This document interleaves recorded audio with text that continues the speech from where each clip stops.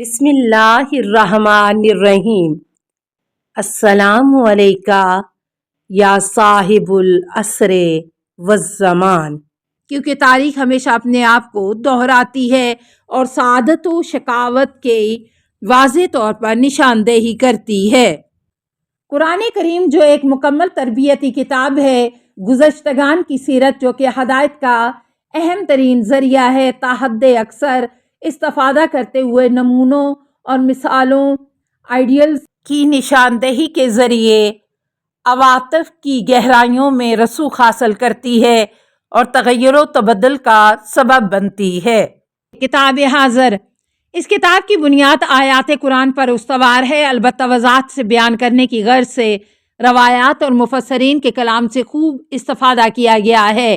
اس کتاب میں صحیح کی گئی ہے کہ قرآن میں مذکور انبیاء اور غیر انبیاء کی داستانوں کو دو حصوں میں سادہ اور رواں انداز میں تحریر کیا جائے تاکہ ان خوبصورت اور ہلا کر رکھ دینے والی داستانوں کے نشیب و فراز سے درس عبرت حاصل کرے، تاکہ ان کی روشنی میں حاسدوں اور متکبرین کے انجام کا اپنی آنکھوں سے مشاہدہ کریں اور نیک لوگوں کی عظمت و بزرگی کو اپنی آنکھوں سے دیکھ سکیں، نیز تمام چیزوں میں ارادہ خدا کی حاکمیت متعلقہ دیکھ سکیں، خوبصورت و بدصورت مناظر دیکھ سکیں، ان کے درمیان مقابلہ اور موازنہ کرتے ہوئے اچھائیوں کو اپنائیں اور برائیوں سے دور رہیں۔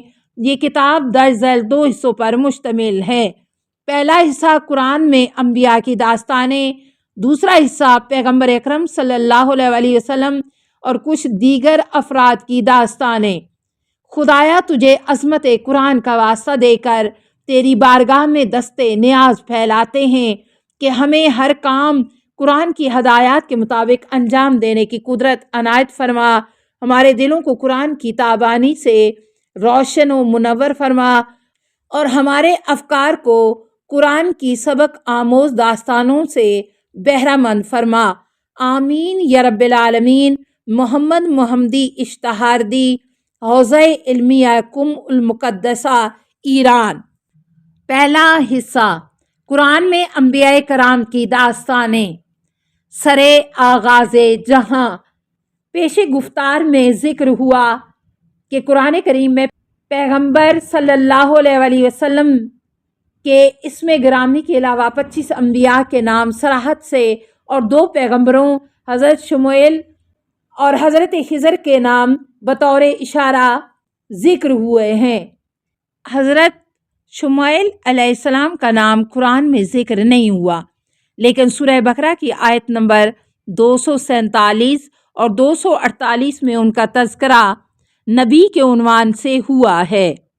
حضرت خضر علیہ السلام کا نام قرآن میں نہیں آیا ہے، لیکن سورہ کہف کی آیات 60 تا 82 میں ان کے بارے میں گفتگو ہوئی ہے۔ اس حصے میں ہم پیغمبر اکرم صلی اللہ علیہ وسلم کے علاوہ باقی 27 انبیاء کا ذکر کریں گے، البتہ قبل اس کے کہ انبیاء کی داستانیں ذکر کریں، ہم قارئین کی توجہ بطور خلاصہ سرے آغاز جہاں، زمین اور آسمانوں کی تدریجی تخلیق اور انسانوں کی خلقت کی طرف مبذول کرتے ہیں۔ دنیا اور زمین کی تخلیق۔ قرآن مجید میں اس بات کا 7 مرتبہ تکرار ہوا ہے کہ خداوند متعال نے آسمانوں اور زمین کو 6 دنوں میں پیدا کیا۔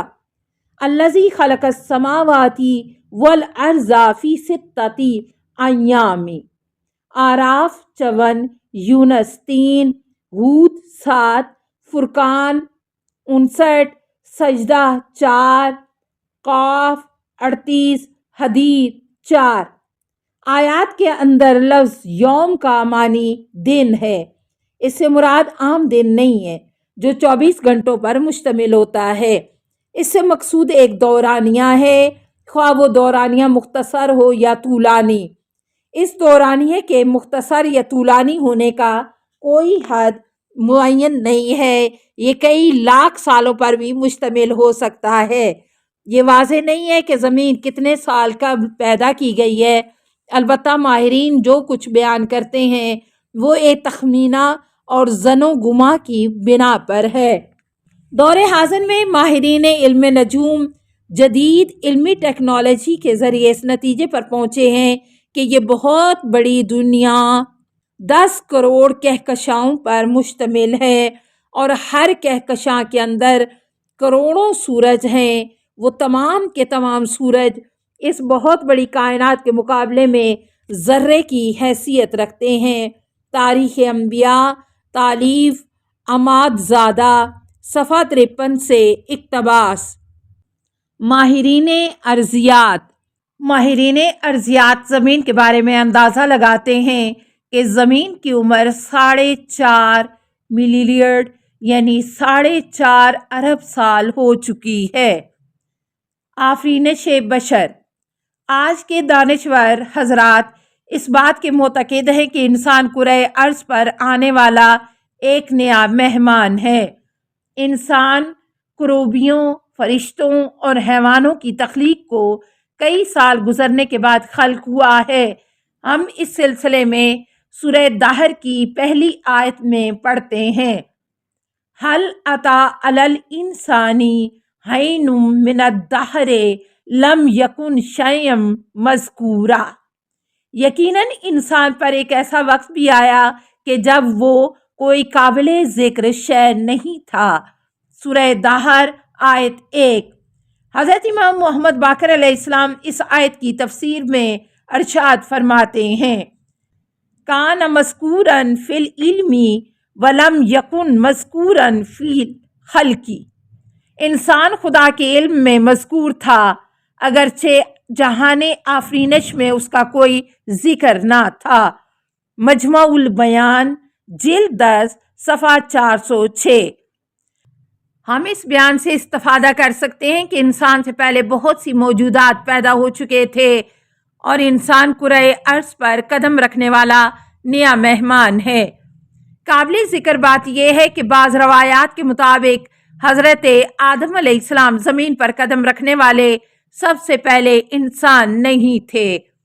یہ مطلب اسلامی روایات میں بھی موجود ہے اور علمی نقطۂ نظر سے بھی ثابت ہو چکا ہے کہ انسان کا وجود زمین پر لاکھوں سال پہلے سے پایا جاتا ہے، جیسا کہ ماہرین ارضیات کی کاوشوں سے تلاش کیے جانے والے انسانی بوسیدہ ڈھانچے بھی اس بات کو ثابت کرتے ہیں۔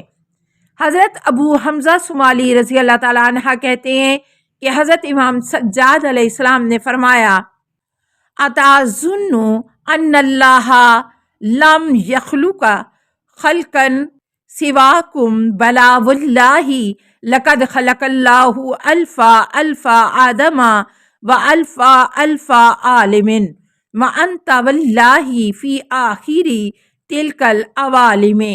مشارق الانوار برسی بحار الانوار جلد 57 صفحہ 336۔ کیا تم یہ گمان کرتے ہو کہ اللہ تعالیٰ نے تمہارے علاوہ کسی اور کو خلق نہیں کیا؟